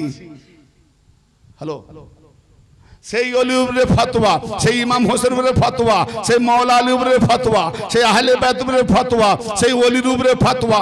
আবে বেকুফ নাদান, তারা যদি মরে গিয়ে নাফসি নাফসি করবে তো তোমাকেও আল্লাহ ছাড়ো, আল্লাহ ধরো, আল্লাহ ধরো, আল্লাহ ধরো, আল্লাহ ছাড়া কোনো উপায় নাই। কারণ ওদেরকে ধরলে ওরা তো নিজেরাই নাফসি নাফসি করবে, তো অতএব তোমাকে কি করে পার করবে? তো যদি তোমাকে পার করতে পারবে না, ওরা নাফসি নাফসি করবে, তো তুমি রোজানা নামাজে গিয়ে কেন বলছো আল্লাহ যারা নাফসি নাফসি করবে ওদের উপরে তুমি নিয়ামত দিলে কেন? ও নিয়ামত দেওয়া বেকার, কারণ ওরা নাফসি নাফসি করবে। তা না করে বলছো ওদের পথে চালাও, তার মানে যারা নাফসি নাফসি করবে ওদের পথে যাও। হায় রে নামাজি, নামাজ বুঝতে পারে না কথা, বুঝতে পারছেন না? আর সূরা ফাতিহা কি করবে? ছেড়ে দেবে। এক কাঠ মোল্লা এক ফেরকা উঠেছে, লা ইলাহা ইল্লাল্লাহ পড়ো, মুহাম্মদ রাসূলুল্লাহ পড়া মানে শিরক হয়ে যাবে। এবার নতুন ফেরকা বেরিয়েছে। সূরা ফাতিহা কোরআনের মা, মায়ের বুকে লাথি মারো, নামাজ পড়ো। কেন বলছে? যত পাপ করো নামাজ পড়লে মাপ, পাপ ঝরে যায়। মায়ের বুকে লাথি মারো, 2 রাকাত গিয়ে নামাজ পড়ো, গুনাহ মাপ, মাপ, ঠিক না? বারে তোদের ফতোয়া, অবাক হতে হয়। এরকম ধর্ম ইমাম হোসেন রেখে যায়নি। এই ধর্মকে মিটাবার জন্য কারবালা, এই মোল্লাদের ফতোয়া মিটাবার জন্য কারবালা। আর নবী পাক বলছেন 73 ফিরকার 72 থাকবে। তো আমরা এটা জানি এরকম 72 থাকবে, কিন্তু হোসাইনি একটা দল চিরতকরণ থাকবে। তারা এই ধরনের মোল্লাদের ধর্ম আর ফতোয়া মানবে না, তারা হোসাইনি ডাঙ্কা বাজিয়ে চিরদিন জিন্দা থাকবে। হ্যাঁ ভাই আমার, কি সুন্দর কথা। আল্লাহুম্মা তাহলি আবওয়াব রাহমাতিকা, হে আল্লাহ আমার জন্য রহমতের দরজা খুলে দাও। বেকুব, মসজিদের দরজা খোলা আছে। তো কিসের দরজা ওটা? গজবের? মসজিদের দরজা খোলা আছে, তাহলে ওটা গজবের দরজা নয় তো, ও তো রহমতের দরজা। তা আবার কোনো না কোনো একটা রহমতের দরজা আছে না? তার মানে মসজিদে ফিতনা হবে, মসজিদে ফিরকা হবে, মসজিদে ঝগড়া হবে, মসজিদে গেলে ঈমানও যাবে। হ্যালো, কিছু কিছু মসজিদ আরে সূরা তওবা পড়ে দেখো, 107 আর 8 নম্বর পড়ে আল্লাহ বলছে আপনি ওদের মসজিদে দাঁড়াবেন না। নামাজ পড়া তো দূরের কথা, দাঁড়াতে নিষেধ করেছে। নবী খুদ দাঁড়িয়ে থেকে জ্বালিয়ে দিয়েছে। তার নাম মসজিদে জিরার, ক্ষতিগ্রস্ত মসজিদ। যে মসজিদে আহলে বাইতের নাম নিলে মুখ বেঁকে যায়, সেই মসজিদে দাঁড়াতেও নিষেধ। হ্যালো, মসজিদ টপিককে নিয়ে গেলে আবার ও আবার 1 ঘন্টা 5 ঘন্টা চলে যাবে মসজিদের উপরে। তো মসজিদের দরওয়াজা খোলা, তোমার যেই মসজিদ হোক, চাहे 73 ফিরকা 73টা মসজিদ হোক, নবী পাক এ কথা বলেননি যে 72 ফিরকা মসজিদ চিনে যাবে। কোনটা 72 ফিরকা জাহান্নামী, মানে 72 ফিরকা জাহান্নামী, তো তাহলে তাদের মসজিদ আলাদা। তো তাদের মসজিদে যাওয়া মানে জাহান্নামীদের মসজিদে যাওয়া। এই কথা ভাই, কথা গৌর করেন, গৌর করেন, গৌর করছেন। তাহলে আল্লাহর নবী তো বলেননি যে 72 ফিরকাদের মসজিদ বানানো মসজিদে ঢুকবে না, বলেছেন? কোথাও শুনেছেন? শুনেননি। বলছে 4 মসজিদেই ঢোকো, চাই 1 ফিরকার মসজিদে ঢোকো। জান্নাতীদের বানানো মসজিদে ঢোকো, কিন্তু 72 ফিরকা জাহান্নামীদের বানানো মসজিদে ঢোকো। সে যে মসজিদে তুমি ঢোকো, ঢোকার আগে এই দোয়া পড়ো, আল্লাহুম্মা ফতাহলি আবওয়াবা রাহমাতিকা, হে আল্লাহ আমার জন্য রহমতের দরজা খুলে দাও। তার মানে সেই জাহান্নামীদের মসজিদের দরজা খোলা থাক, আর জান্নাতীদের মসজিদের দরজা খোলা থাক। দরজা খোলা থাকলে মসজিদের দরজাটা ফ্যাক্টর নয়, কিন্তু ফ্যাক্টর কোনটা? যে তুমি যেখানে বাঁচবে, যেখানে ঢুকবে, সেই জায়গায় না ঢুকলে তোমার ঈমানও বেকার, নামাজও বেকার, টুপি জুব্বা সব বেকার। এই জন্য রহমতের দরজায় ঢুকতে বলা হচ্ছে। তার মানে মসজিদে ঢুকলে আমার উপায় নেই, মসজিদে ঢুকলে আমার বাঁচাও নাই, মসজিদে ঢুকলে আমার ঈমান হবে না, মসজিদে ঢুকলে আমি মুমিন হতে পারবো না। মসজিদে ঢুকে নামাজি হয়ে গেল মুসলমান হওয়া যায় না। তার জন্য নবী বলছেন আল্লাহুম্মা ফতাহলি আবওয়াবা রাহমাতিকা, হে আল্লাহ আমার জন্য রহমতের দরজা খুলে দাও। তার মানে তোমার রহমত যদি আমার মধ্যে না হয়, দরওয়াজা না খোলো, যতই নামাজ পড়ি সব বেকার। নামাজ পড়ার আগে ঢুকতে গিয়ে দোয়া। তাহলে এখন রহমতের দরওয়াজা খোলা হলেই রহমতের ভেতরে ঢোকা যাবে। মানুয়ার ভাইয়ের বাড়িতে এলাম, দেখি তালা চাবি। কেন তালা চাবি? মানে দরজা বন্ধ। তো নামাজ জান্নাতের চাবি, তাই না? তালা কোনটা? নামাজ জান্নাতের চাবি তো। হ্যাঁ, তালাটা বলেনি? নামাজ যদি জান্নাতের চাবি, তালা কোনটা? তো তালাটাই তো খুঁজে পাওনি, চাবি কি করে পাবে? আগে তালা তো খোঁজো, তবে তো চাবি লাগবে। আবার এক তালার সব চাবি নয়, যে যার তালা তার ঘাট আলাদা। তাহলে 72 ফিরকার নামাজীদের চাবি 72টা ঘাট, 72 রকমের। আবার এক ফিরকা, কি বুঝতে পারছেন আমার কথা? হ্যাঁ, এর ঘাট আলাদা। একতলা দেখি আপনি যে কোনো চাবি দিয়ে খুলতে পারবেন নাকি? তো ভাই আমার, এই জন্য নামাজ আসলি চিনতে গেলে, নামাজ আসল জানতে হলে, নামাজ কার মধ্যে পড়তে হবে, কোন নামাজ কোন ইমামের পেছনে পড়বে। তোমার নামাজের আগে যদি মৌলা আলী ইমাম না থাকে তো বেকার নামাজ। অকুল্লা শাইইন আহসাইনাহু ফি ইমামিন মুবিন। প্রত্যেকটি বিষয় যাহা কিছু সব হেফাজত করে রাখা হয়েছে, গুচ্ছিত করে রাখা হয়েছে কোথা?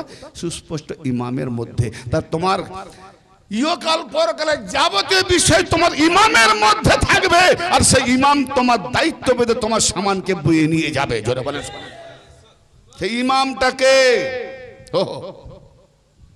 আল্লাহর বানানো ইমাম, কোন মানুষের বানানো ইমাম নয়, আল্লাহর বানানো ইমাম। শয়তান যদি রোগ ফাইলায়, তো রোগ থেকে নিরাময় করার নিরাময় করার জন্য আল্লাহ ডাক্তার দিয়ে ওষুধ পাঠাবে না? হ্যালো, এই মাটি, পানি, আগুন, বাতাস, 4টে আনাসার দিয়ে মানুষকে বানানো হয়েছে না? হ্যাঁ না বলেন? মাটি, পানি, আগুন, বাতাস, 4টে দিয়ে বানানো হয়েছে। তার মধ্যে আবার সাফা নূর দিয়েছে, আবার ফুকে দিয়েছে রূহ। যেই হলো সজীব, তার মধ্যে আবার একটা নফস জন্ম হলো, ইচ্ছা, তাই না? তো 4টে দিয়ে যখন বানানো হয়েছে, এখন আমার ক্যালসিয়াম কম, আয়রন কম, ডাক্তারের কাছে দেখাতে গেলাম, আপনার এটা কম সেটা কম, ABCD রক্তের প্রবলেম। কি জি, শুধু দিন রাত কাশতেছি, খাঁকি হচ্ছে। বলে ভাই, এ তো যক্ষাস, এ ভালো হবে না, তবে আপনি অমুক ডাক্তারের কাছে চলুন। বলে আমি তো জানি না ভাই, আপনি চলুন, আমাকে নিয়ে চলুন। তা আমাকে মানোয়ার ভাই নিয়ে গেল, ভালো MBBS MD ডাক্তার, যক্ষাস ডাক্তার, ভালো করবে। আমি মানোয়ার ভাইয়ের সঙ্গে গেলাম, গিয়ে দেখি সে নিজেই তো আমি তার কাছে 3 মিনিট থেকে তাকে অন্তত 300 বার কাশতে দেখেছি, খঁক খঁক খঁক খঁক। বলে ভাই, যে ডাক্তারের নিজে যক্ষাসে মরতেছে, সে আমাকে ভালো করবে? চলো ভাই, আমার যক্ষাস আমার কাছে থাক, আমি চললাম। ভাই আমার কথা বুঝতে পারছেন? তাহলে আমি তার কাছে যাব যে ওই রোগ থেকে মুক্ত, ঠিক না? চোখের ডাক্তার গেছে, আমার চোখের ছানি পড়ে গেছে ভাই। তো আমি নিজে গিয়ে দেখি মানোর ভাই নিয়ে গেল বড়, হ্যাঁ একদম মানে ফার্স্ট পাওয়ারের ডাক্তার, এরকম চোখের ডাক্তার নাম করা কোথাও নেই। গিয়ে দেখি সে নিজেই বিছানায় শুয়ে আছে, তার চোখে পাটি মারা। ডাক্তার কি হয়েছে? না আমি চোখ অপারেশন করছি, এই চোখটাও গেছে নষ্ট হয়ে, এই চোখটাও যাবে যাবে করছি। তো ভাই আমি মানোর ভাইকে বললাম, ভাই আপনার চোখের ডাক্তার জিন্দাবাদ। আমি চললাম, নিজেই দেখতে পাইনি, চোখে হারি হারি পাটি বেঁধে বসে আছি, আবার নাকি আমার চোখ সারাবে কি ভাই? তা আমার এখানে যেটা কম, এই জমিন থেকে দায়িত্ব ডাক্তার না অন্য কোথা থেকে আনে যা কিছু, আমি এই মাটির মানুষ, এই জমিন থেকে ঔষধ তৈরি হচ্ছে, পদার্থ বানানো হচ্ছে, ঠিক না বেঠিক? চাहे গাছপালা হোক, চাहे হিংস্র জন্তু জানোয়ারের ধাতু হোক, যাই কিছু হোক, এসব এখান থেকে হচ্ছে। তো তাহলে শরীরের রোগ হলে এই জমিন থেকে, এই পৃথিবী থেকে তার ঔষধ বের করে প্রয়োগ করা হচ্ছে। কিন্তু আমার মধ্যে যে রুহটা আছে, কবরে যখন আমি মরে যাব রুহটা বেরিয়ে যাবে, ইন্না লিল্লাহি ওয়া ইন্না ইলাইহি রাজিউন। আমি তো কবরে আছি, ইন্না লিল্লাহ পড়বে কে? ইন্না লিল্লাহ পড়বে কে? কারণ আমার রুহ তো চলে গেল, আমার দেহ, কথা বুঝতে পারছেন, আমার দেহ কবরে। তাহলে যে চলে গেল কি বলছে? নিঃসন্দেহে আমরা আল্লাহর জন্য যার থেকে এসেছি তার দিকেই যাচ্ছি, যার থেকে আমরা আসছি তার দিকেই প্রত্যাবর্তন করবো, তাই না? তাহলে আমি তো যেখান থেকে এসেছিলাম সেখানেই চলে যাচ্ছি, তাহলে যে আসছে সেই তো পড়বে না, এই দেহ পড়বে। তো মোল্লা দেখাচ্ছে দেহকে, আর হোসাইনি দেখাচ্ছে রুহকে। হ্যাঁ, যে রুহ তোমার জিন্দা হলে দেহ জিন্দা করতে পারে। তাহলে এখন দেহের রোগ হলে এই দেহওয়ালা দুনিয়াদার ডাক্তার এই সমস্ত দুনিয়াবি পদার্থ নিয়ে ঔষধ বানিয়ে এই দেহ, মাটিওয়ালা দেহের উপরে প্রয়োগ করছে, তবে ভালো হচ্ছে। রুহের বেমারি কি? রুহেরও তো বেমার আছে, রুহেরও তো রোগ আছে। তো রুহের বেমারি কি? নাফসের বেমারি কি? নেফাক, হ্যালো, নেফাক, মুনাফিকি, শিরক, কুফর। অর্থাৎ এই রুহ যদি কুফরিতে চলে যায়, মুনাফিকিতে চলে যায়, নেফাকে চলে যায়, তো রুহ বেকার, কিছু সাফাত পাবে না। তাহলে এর ডাক্তার এখন এই জমিন থেকে দেহ, জমিনের পদার্থ নিয়ে ডাক্তারি করলো, দেহ তো ভালো হলো। রুহের যদি কুফরিতে, রুহ যদি শিরকে চলে যায়, রুহকে শিরক থেকে বাঁচাতে হবে, কুফরি থেকে বাঁচাতে হবে, নেফাক থেকে বাঁচাতে হবে, শয়তান থেকে বাঁচাতে হবে। তাহলে এর ডাক্তার কি? এই জমিনের ডাক্তার পারবে? পৃথিবীর ডাক্তার পারবে? তাহলে আল্লাহর রূহ এসেছে আল্লাহ থেকে, অতএব এই রূহের ডাক্তারকেও আল্লাহ তার নিজের তরফ থেকে পাঠিয়েছে। তাহলে ডাক্তারও উপর থেকে এসেছে, জোরে বলেন সুবহানাল্লাহ। তাহলে রূহের এলাজ করার জন্য, রূহের সাফাত করার জন্য, রূহের নিরাময় করার জন্য আমার নবী আল্লাহ থেকে এসেছেন, মাওলা আলী আল্লাহ থেকে এসেছেন, ফাতেমা আল্লাহ থেকে এসেছেন, হাসান হোসেন আল্লাহ থেকে এসেছেন, এবং আওলাদে ফাতেমা, কাদেরিয়া, চিশতিয়া, হাসানি হোসাইনি, হোসাইনি হাসাইনি, যত ওলি আল্লাহ এরা আল্লাহ থেকে এসেছে। এদের কাছে যাবে তো শিরক থেকে বাঁচাবে, এদের কাছে যাবে তো কুফরি থেকে বাঁচাবে, এদের কাছে যাবে তো নেফাক থেকে বাঁচাবে। আর এদের যদি ছেড়ে দেবে, মোল্লার কাছে যাবে তো জাহান্নামায় যাবে। নারে তাকবীর, নারে জিহাদ।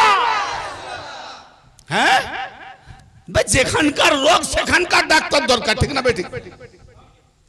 দেহের রোগ দুনিয়ার ডাক্তার, রুহের রোগ থেকে বাঁচতে গেলে আল্লাহ পাক তার রোগের ডাক্তারও পাঠিয়েছে, ঠিক না বেঠিক? আর আমরা মোল্লাদের কথা শুনে সে ডাক্তারকে ছেড়ে দিয়েছি, বলে নাফসি নাফসি করবে, নাফসি নাফসি করবে। তো নাফসি নাফসিদের কেন গোলামি করছিস? তোমার পিছনে ইক্তেদা তুমি বেহে দিলে বলবো কেন? তুমি তো নাফসি নাফসি করবে। ইক্তেদা তো বেহে দিলে তোমার পিছনে বলবো কেন? তুমিও তো নাফসি নাফসি করবে। তোমার ইক্তেদা করা মানে আমিও নাফসি নাফসি করব। অতএব যারা বলে নাফসি নাফসি করবে তাদের পিছনে ইক্তেদা করা হারাম, কারণ তুমিও নাফসি নাফসি করবে। হ্যালো, কথা বুঝে আসছে না? খারাপ লাগছে? হ্যাঁ, সত্যি মানতে হবে। একে বলে 72 ফিরকা। এরপরেও বলে আপনি যেটা বলেন কি ঠিক বলেন, কি করে বুঝবো? তোমার যদি আকল বিবেক নাই, আকল বিবেক ঘাস খেতে গেছে, তো আমি কি করব? আমি কি করব? রাস্তা দেখাচ্ছি সোজা, তুমি তবু চোরের মতো কাঁটা ঝটপট রাস্তা দিয়ে যাচ্ছ। তো তোমার পায়ে যদি কাঁটা ফুটে, তো আমি কি করব? তোমাকে তো ভালো রাস্তা দেখালাম। ব্রাদার মিল্লাত, আমার জন্য রহমত টপিক ছাড়েনি, মাঝে মাঝে আসছে, আমার জন্য রহমতের দরওয়াজা খুলে দাও। এই রহমতের কি নিয়ে এক এক জায়গায় ওয়াজ করি, তাতেই চলে যায় অনেক 3-4 ঘন্টার সময়। তো আমি ভালো টপিক ধরলাম তেলা ধরতে গিয়ে।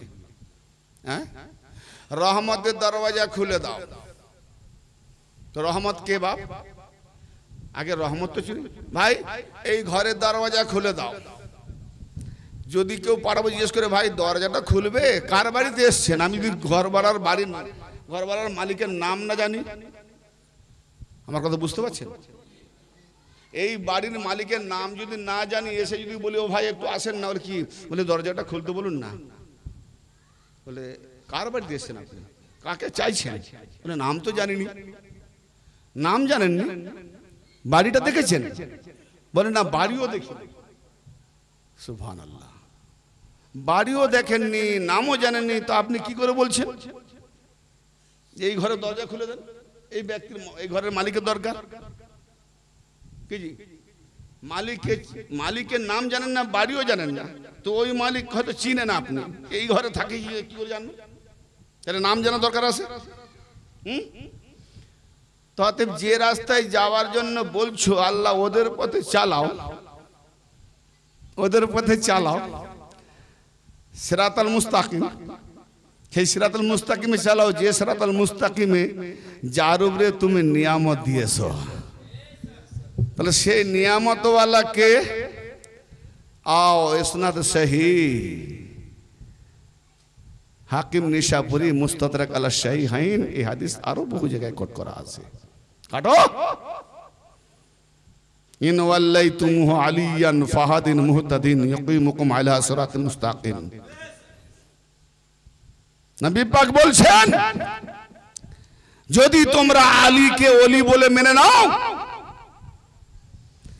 যদি তোমরা আলীকে মেনে নাও, আলী নিজেও হেদায়েত প্রাপ্ত এবং হেদায়েতকারী। জোরে বলে, ইউকিমুকুম আলা সিরাতিল মুস্তাকিম। এই আলী তোমাদিগকে সিরাতে মুস্তাকিমে কায়েম রাখবে। নারে হায়দারি, নারে হায়দারি। এই আলী তোমাদিগকে সিরাতে মুস্তাকিমে কায়েম রাখবে। তাহলে সিরাতে মুস্তাকিম কায়েম রাখার কে দলিল? মওলা আলী। মওলা আলী। তাহলে পরিষ্কার বোঝা গেল, মওলা আলীর পেছনে ইক্তেদা করছো, না তোমার ওই ফতোয়াবাজ মোল্লার পেছনে ইক্তেদা করছো? যার পেছনে ইক্তেদা করছো সে তো আলী থেকে দূরে। অতএব যে সিরাতে মুস্তাকিমে কায়েম রাখবে, সে যদি আলী থেকে দূরে হয়, তার মানে সে সিরাতে মুস্তাকিমে কায়েম যে রাখবে, সেই দিকে না গিয়ে যেখানে জাহান্নামে ঢোকাবে, সেই মোল্লার পেছনে ইক্তেদা করলে যাবে কোথায়? না বোঝা গেল? সিরাতে মুস্তাকিমে আলী কায়েম রাখবে, আর তুমি রোজানা নামাজে বলছো আলীর সিরাতে চালাও, আলীর সিরাতে, এর নাম বলে দিয়েছে না? অতএব তুমি নামাজ থেকে বেরিয়ে আলী থেকেই সরে, আলী থেকেই দূরে।